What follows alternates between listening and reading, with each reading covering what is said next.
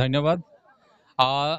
পাৰ্টিৰ অনুৰোধ আছিল যে আমি প্ৰত্যেক মণ্ডলত জিলাত তিৰংগা যাত্ৰা পাতিব লাগে আৰু ঠিক তেনেকৈ সমগ্ৰ ভাৰতবৰ্ষত তিৰংগা যাত্ৰাৰ কাৰ্যসূচী ৰূপায়ণ কৰি থকা হৈছে আৰু আমাৰ দুলীয়ান সমষ্টিত 3টা মণ্ডল আছে আৰু তিনিটা মণ্ডলত ইতিমধ্যে তিৰংগা যাত্ৰা সম্পন্ন কৰা হৈছে। আজি টেঙাখাটত আছিল আৰু নিশ্চয় আপোনালোক দেখা পাইছে যে আমাৰ পাৰ্টিৰ কাৰ্যকৰ্তাসকল লগতে বিধায়ক আমাৰ জনপ্ৰতিনিধিসকল এইসকল উপস্থিত আছিল আৰু পাৰ্টিৰ অনুৰোধ আছিল যে আমি মানুহৰ মাজত দেশ প্ৰেম ভাৱ জগাই তুলিব লাগিব আৰু সেই কাৰণে তিৰংগা যাত্ৰা কৰাৰ কাৰণে পাৰ্টিয়ে সিদ্ধান্ত লৈছিল আৰু ইতিমধ্যে কোৱা হৈছে যে আমাৰ পাৰ্টিৰ মানুহ হওক বা পাৰ্টিৰ ভাৰতৰ জনগণে নিজৰ নিজৰ ঘৰত যাতে এটা এটা তিৰংগা পতাকা উত্তোলন কৰে তাৰ কাৰণে ইতিমধ্যে পাৰ্টি ভাল পাব অনুৰোধ জনোৱা হৈছে আৰু নিশ্চয় আশা ৰাখিছোঁ এই কাৰ্যসূচী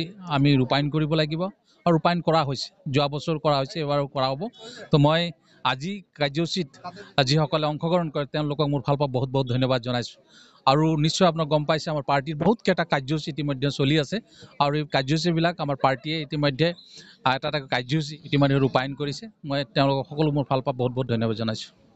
আচলতে আমাৰ স্বাধীনতা দিৱস আমাৰ গৌৰৱ, যিহেতু ভাৰতবৰ্ষৰ বিশ্বৰ ভিতৰত এখন সৰ্ববৃহৎ গণতান্ত্ৰিক দেশ আৰু এই গণতান্ত্ৰিক দেশখনত আচলতে আমি খুব উলহ মালহেৰে আমাৰ স্বাধীনতা দিৱসটো আমি প্ৰত্যেক বছৰে উদযাপন কৰি আহিছোঁ।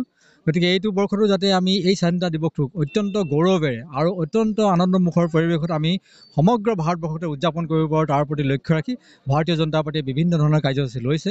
গতিকে আজি ঠিক তেনেধৰণে আজি টেঙাখাট মণ্ডলৰ উদ্যোগত তিৰংগা যাত্ৰা কাৰ্যসূচী ইতিমধ্যে লোৱা হৈছে, ইতিমধ্যে সমাপন হৈছে।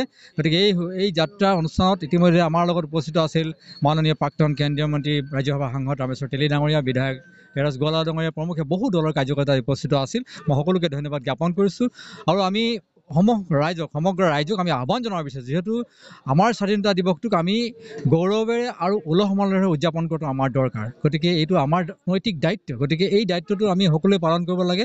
আমি দেশখনৰ স্বাধীনতাক আমি উচ্চ শিখৰত আমি ৰাখিব লাগে আৰু আমি এই দিনটোক এটা সুন্দৰ গৌৰৱ মুহূৰ্ত হিচাপে আমি উপলব্ধি কৰি যাতে এই দিৱস আমি উদযাপন কৰোঁ তাৰ কাৰণে সকলোকে আহ্বান জনাইছোঁ আৰু আজি এই কাৰ্যসূচীত অংশগ্ৰহণ কৰা প্ৰতিজন মোৰ সতীৰ্থক মোৰ আন্তৰিকতা ধন্যবাদ জ্ঞাপন কৰিছোঁ।